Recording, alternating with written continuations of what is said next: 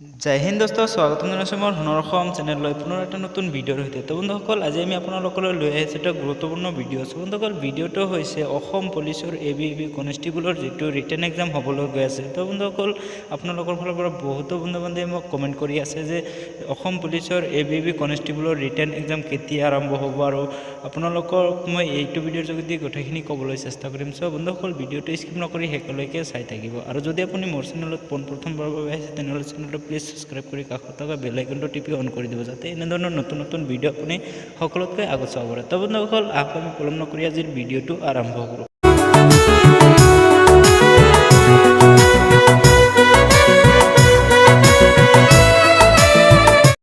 স্ক্ৰীনত ইয়াতে আপোনালোকে দেখিবলৈ পাইছে ফেজ 1, আৰু ইয়াতে দিয়া আছে কেইখনমান ডিষ্ট্ৰিক্ট দিয়া আছে। তো আপোনালোকে নিশ্চয় গম পাইছিল যে অসম পুলিচৰ ab&ub কনষ্টেবলৰ যিটো ইণ্টাৰভিউ দুটা ফেজত আৰম্ভ হৈছিল, আৰু প্ৰথমটো ফেজত কেইখনমান ডিষ্ট্ৰিক্ট আছিল। চ' ইয়াতে দিয়া আছে ডিষ্ট্ৰিক্ট কেইখনৰ নাম, আৰু এইকেইখন ডিষ্ট্ৰিক্টৰ এতিয়ালৈকে ইণ্টাৰভিউ সমাপ্ত হৈছে, আৰু আপোনালোকৰ যিখিনি ইণ্টাৰভিউ বাকী আছিল 6খনমান ডিষ্ট্ৰিক্টৰ ইণ্টাৰভিউ বাকী আছিল। চ' সেই 6খনমান ডিষ্ট্ৰিক্টৰ ইণ্টাৰভিউ এতিয়ালৈকে চলি আছে, আৰু ইয়াতে ফেজ 2 দিয়া আছে। ফেজ 2ত আপোনালোকৰ কোনকেইখন ডিষ্ট্ৰিক্টৰ ইয়াতে দিয়া আছে, আপোনালোকৰ বাক্সা ডিষ্ট্ৰিক্টত ইয়াতে দিয়া আছে 24 ছেপ্টেম্বৰত আপোনালোকৰ ষ্টাৰ্ট হৈছিল, আৰু ইয়াতে 30 নৱেম্বৰলৈকে ইণ্টাৰভিউ চলি থাকিব, আৰু বৰপেটা ডিষ্ট্ৰিক্টত 18 নৱেম্বৰলৈকে ইণ্টাৰভিউ চলি থাকিব। বঙাইগাঁও ডিষ্ট্ৰিক্টত 2 নৱেম্বৰত শেষ হৈছে।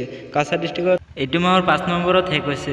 ডিব্ৰুগড় ডিষ্ট্ৰিক্টত 9 নৱেম্বৰত শেষ হৈছে। গোৱালপাৰা ডিষ্ট্ৰিক্টত 5 নৱেম্বৰত শেষ হৈছে। গোলাঘাট ডিষ্ট্ৰিক্টত 26 অক্টোবৰত শেষ হৈছে। কামৰূপ ডিষ্ট্ৰিক্টত 24 নৱেম্বৰলৈকে আপোনালোকৰ ইণ্টাৰভিউ চলি থাকিব, আৰু কোকৰাঝাৰ ডিষ্ট্ৰিক্টত ইয়াতে 17 নৱেম্বৰলৈকে চলি থাকিব। মাজুলীত ইয়াতে 30 অক্টোবৰত শেষ হৈছে, আৰু নগাঁও ডিষ্ট্ৰিক্টত ইয়াতে আপোনালোকে দেখিবলৈ পাইছে 19 নৱেম্বৰলৈকে আপোনালোকৰ ইণ্টাৰভিউ চলি থাকিব। ইয়াতে নলবাৰী ডিষ্ট্ৰিক্টত 5 নৱেম্বৰত শেষ হৈছে, আৰু আপোনালোকে নিশ্চয় গম পাইছে এইকেইখন ডিষ্ট্ৰিক্টৰ এতিয়ালৈকে ইণ্টাৰভিউ চলি আছে, আৰু 6খনমান ডিষ্ট্ৰিক্টৰ ইণ্টাৰভিউ শেষ হোৱাৰ পিছত আপোনালোকৰ বাবে যিটো ৰিটেন এক্সাম হ'ব, চ' ৰিটেন এক্সামৰ বাবে আপোনালোকৰ এটা কাট অফ ধৰিব। চ' কাট অফটো আপোনালোকৰ যোৱাবাৰ যেনেকুৱা ধৰণে আপোনালোকৰ 2019 চনত UB কনষ্টেবলৰ বাবে যিটো ৰিটেন এক্সাম হৈছিল, চ' ৰিটেন এক্সামত খুব কম কাট অফটো গৈছিল। তো বন্ধুসকল যোৱাবাৰৰ তুলনাত এইবাৰ কিছু পৰিমাণে কাট অফটো বেছি যাব, আৰু আপোনালোকৰ এটা পোষ্টৰ বাবে আপোনালোকৰ 5জনকৈ কেণ্ডিডেট মাতিব, আপোনালোকে নিশ্চয় গম পাইছে। তো বন্ধুসকল এতিয়া কথাটো হ'ল যে আপোনালোকৰ ৰিটেন এক্সাম কেতিয়া হ'ব। তো বন্ধুসকল অসম পুলিচৰ ab&ub কনষ্টেবলৰ বাবে যিটো ৰিটেন এক্সাম হ'ব,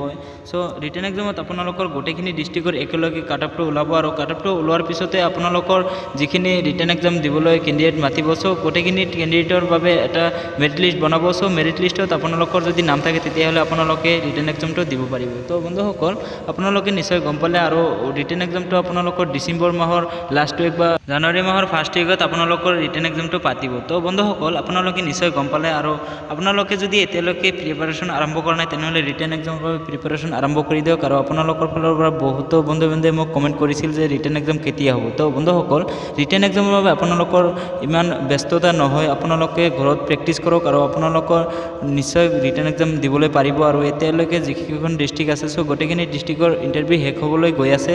তো বন্ধুসকল আপোনালোকলৈ আজিৰ সৰু সুৰা ভিডিঅ'টো আপোনালোকলৈ এইখিনি আছিল। তো ভিডিঅ'টো কেনেকুৱা পালে, যদি ভাল পালে তেনেহ'লে প্লিজ এটা লাইক কৰিব, আৰু মোৰ চেনেলটো যদি ছাবস্ক্ৰাইব কৰি ৰখা নাই ছাবস্ক্ৰাইব কৰি ল'ব। তো বন্ধুসকল আজিৰ কাৰণে আপোনালোকৰ ফালৰ পৰা ভিডিঅ'টো ইমানতে সমাপ্ত কৰিছোঁ। জয় আই অসম, ধন্যবাদ।